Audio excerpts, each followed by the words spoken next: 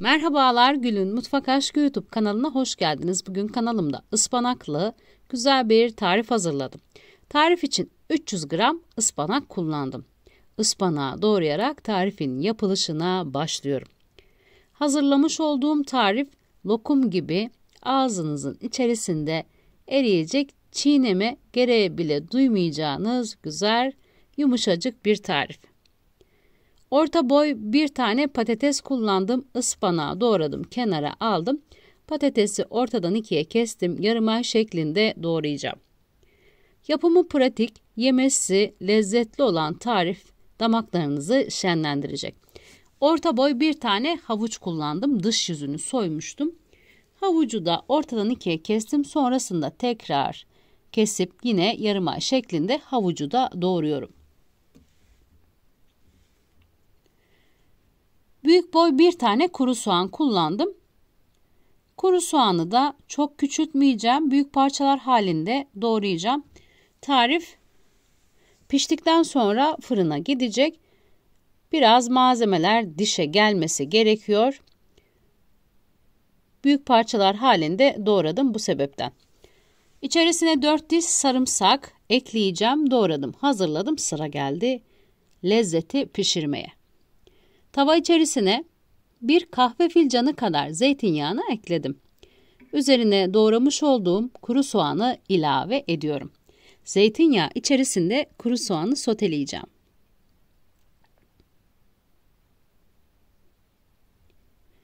Birkaç malzemenin birleşmesiyle oluşan bu tarifi günün her saati yapıp yiyebilirsiniz. Çok hafif, mideyi rahatsız etmeyen, kolay da yapımı olan bir tarif. İçerisine doğramış olduğum havucu ekledim. Soğanı biraz da havuçla soteliyorum.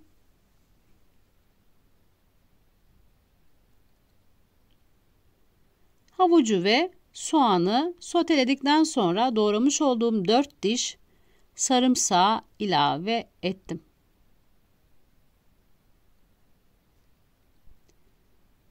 Sarımsağı hemen hemen her yemekte kullanıyorum. Güzel bir aroma veriyor yemeklerime.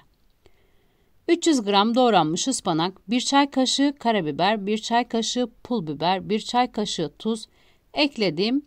Tava içerisine tüm malzemeler birbirine karışsın diye ters düz bir kaşık yardımıyla karıştırıyorum. Ispanağı çok fazla pişirmeyeceğim. Fırına gideceği için son olarak patatesi ekliyorum. Orta boy bir patates kullandım tarif içerisinde. Patatesi son anda eklememin sebebi çok fazla yumuşayıp ezilmesini istemiyorum.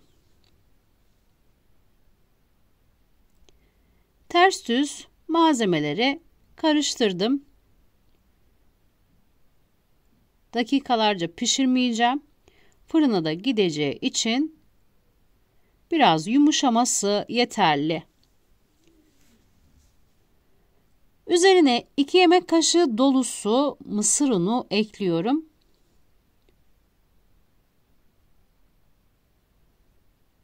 Mısır ununu tüm malzemelere iyice karıştıracağım. Bir beşamel sos hazırlar gibi mısır unuyla hazırlamış olduğum tarif içerisindeki malzemeleri bağlayacağım. Farklı bir tava içerisinde hazırlamak istemedim sosu. Direkt içerisine ekledim mısır ununu. Hem malzemelerle iyice karıştı. Üzerine 2 çay bardağı sütü ilave ediyorum. Malzemeler iyice sütü çekene dek orta ateşte pişecek.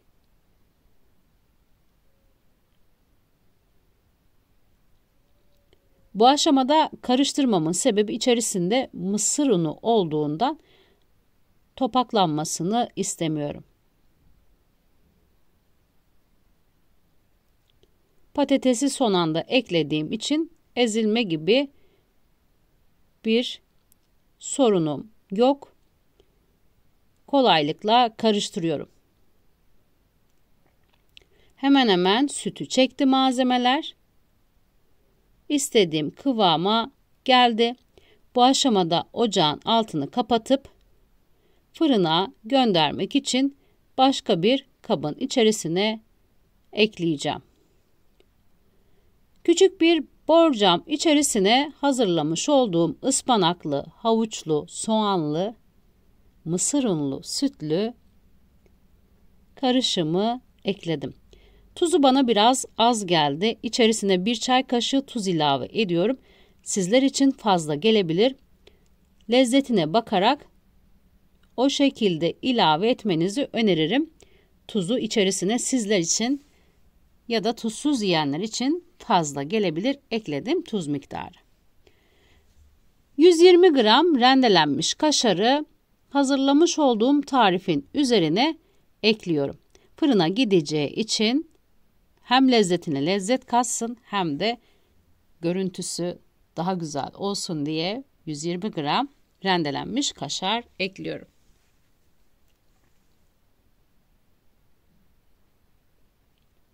Kaşarı ekledikten sonra 180 dereceli fırında üzerindeki kaşar kızarana dek pişecek. Ben yaklaşık 20 dakika fırında tuttum.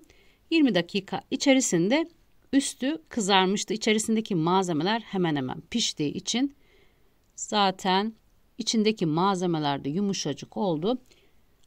Pişen tarifi fırından çıkartıyorum.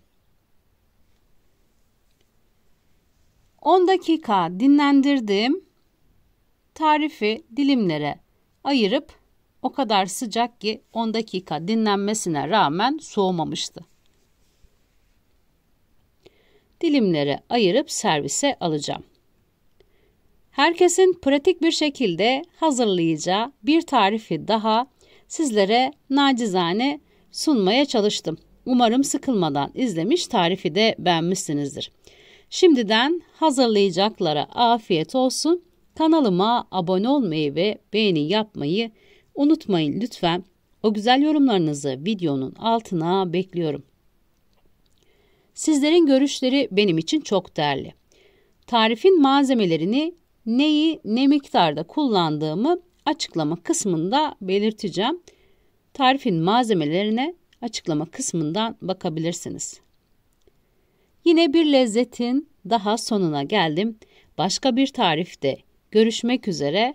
Herkese sevgiler sunuyorum.